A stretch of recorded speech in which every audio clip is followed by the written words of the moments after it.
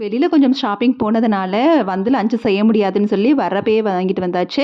வந்து காலையில பாத்திரத்த வாஷ் பண்ணி வச்சது இருந்துச்சு. அத மட்டும் எடுத்து வச்சுட்டு, அப்படியே லஞ்ச வந்து முடிச்சுட்டு, உடனே ரெஸ்ட் எடுக்க வேணாம். அப்போ ஏதாவது ஒரு சின்ன கிளீனிங் முடிச்சுட்டு, அதுக்கப்புறமா வந்து ரெஸ்ட் எடுப்போம். சாப்பிட்ட உடனே வந்து ரெஸ்ட் எடுக்க தோணல எப்பவும்.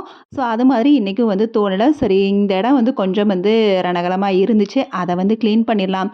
தீபாவளிக்கு இப்ப இருந்தே கொஞ்சம் கொஞ்சமா கிளீனிங் இருந்தா தான் கொஞ்சம் நல்லா இருக்குன்னு சொல்லி மேக்ஸிமம் அப்பப்ப வந்து இப்ப ரொட்டீனா வந்து எல்லா கிளீனிங் வந்து முடிச்சுட்டு தான் இருக்கிறேன். இருந்தாலும் அப்ப அவ்வளோ ஒண்ணும் பெர்ஃபெக்ட் இல்ல.